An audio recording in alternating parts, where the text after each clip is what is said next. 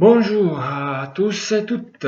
Donc, Mathieu, Lynn, Romain, Léo, Daniel, Clara, Laure, Marie, Matteo, Ryan, Youssouf, Noémie, Tilexa, Matteo. S'il vous plaît, vous éteignez le Natel là maintenant. D'accord? D'accord. Stop. Donc, Jérôme, Daniel, Daniela, Ahmed, Amélie, Walter, Lucille, Thomas et dans la option complémentaire, Theresia, Anna, Vincent, Alicia, Nicolas, Alexandra, Kylian, Michael, Alisha, Salima, Stéphane, Loïc, Ranjit, Jérémy et Malky.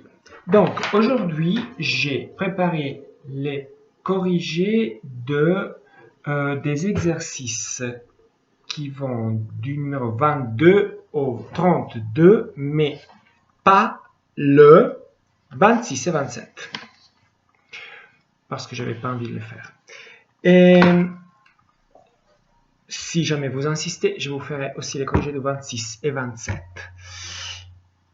Je dois dire que je suis assez sûr, il me semble, de ne pas vous avoir donné les dernières 4 pages de la brochure de chimie organique. Donc, je vais les envoyer en attaché à vos mails. Et ça m'intéresse pas mal comme sujet parce que c'est exactement là où les molécules se font plus intéressantes et parce qu'on parle par exemple des acides aminés qui forment les protéines et les protéines sont exactement des grosses molécules, mais ce sont elles qui permettent la vie. Donc ce sont des gros mécanismes grâce auxquels on vit. C'est vraiment là la clé pour la porte qui nous permet le passage de inorganique, de quelque chose qui n'est pas vivant. Si vous prenez une protéine toute seule, disons, elle ne vit pas, à la vie, parce que vous le mettez en interaction avec d'autres protéines, d'autres grosses molécules, comme l'ADN, par exemple, et là, la vie commence. C'est incroyable. Mais bon, revenons aux exercices. Alors, je vous propose de faire ça. Les exercices, vous les avez. Si quelqu'un n'a pas la brochure, je vous l'envoie par mail. Moi, je vous envoie par mail seulement les dernières pages si vous me dites rien, parce que autrement, ça alourdit tout. Mais si vous me la demandez, je vous l'envoie. Il y a un d'entre vous qui me l'a demandé. Et dans le Natel, fermez, éteignez ce Natel. Stop. Je vous le prends, j'ai la main secrétariat. Donc,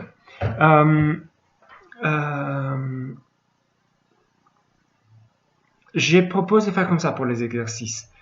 Ils sont là prêts, il y a la feuille. Je la mets de façon à ce que vous puissiez la voir. Vous faites pause et vous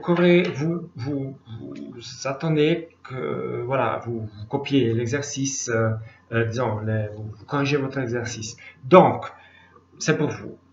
Il faut juste les avoir fait auparavant et corriger voir si votre solution est juste. J'ai quelques commentaires à faire par-ci, par-là. Donc, la vidéo a une petite raison d'être. Donc, l'exercice 22. Dans l'exercice 22, je vous demande d'écrire les noms de certains alcools et je les écris là.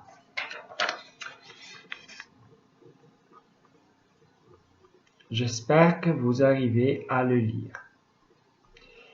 Dans l'exercice 23, vous devez par contre écrire, qui commence à cette page et poursuit à la page suivante, vous devez écrire la formule des alcools dont je vous donne les noms. Les formules, je les écris avec la formule topologique parce que c'est plus rapide. J'ai juste un commentaire à faire Donc, faites bien attention. Pour l'exercice 23, donc vous le faites. Si jamais vous pouvez stopper cette vidéo et après la reprendre. Mais moi j'explique, donc j'imagine que vous l'avez déjà fait. Le numéro 1, c'est un carbone que vous avez là, qu'il est attaché à un OH. Là, il n'y a pas de carbone. Hein. Là, il y a l'oxygène et l'hydrogène qui donc forment le groupe responsable de l'alcool. Après, vous avez les 5 atomes de carbone. Donc, c'était le pentane en or. La suite de l'exercice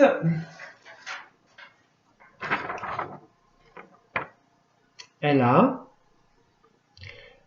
L'exercice E avait un nom qui était faux. Je me suis trompé, je dois le refaire.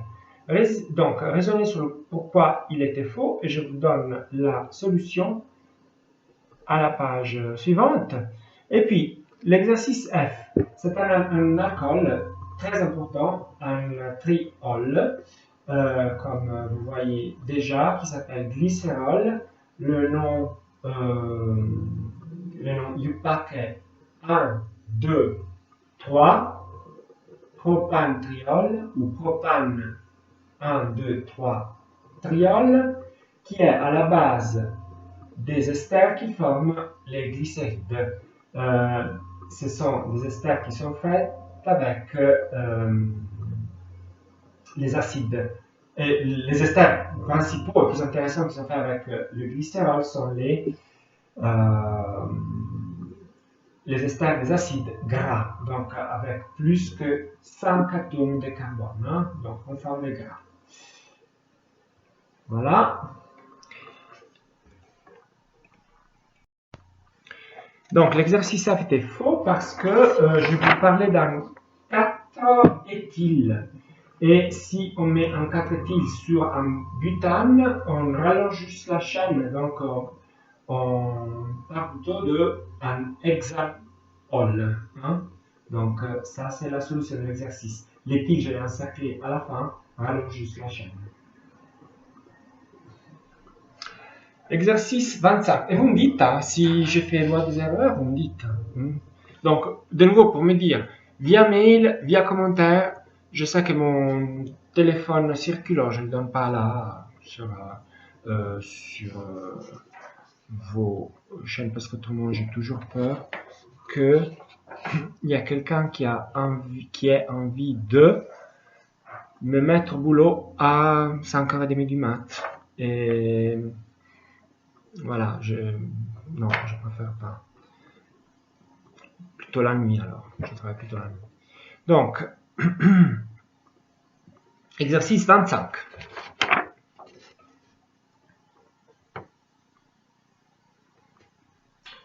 Alors, là, on a des oxydations d'alcool.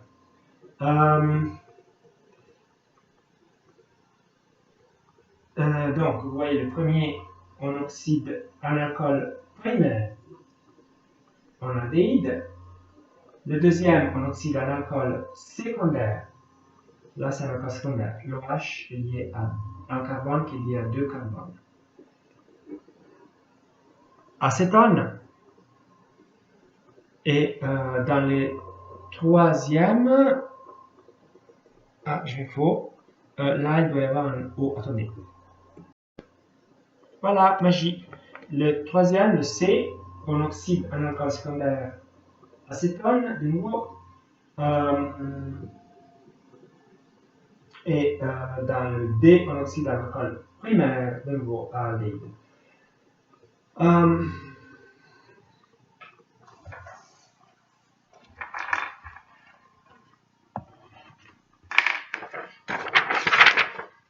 Suite de l'exercice 25. Alcool secondaire en cétone, le E et le F. Un alcool, un diol, donc de primaire à dialdéhyde. Vous avez deux fonctions aldéhydes, les unes liées à l'autre.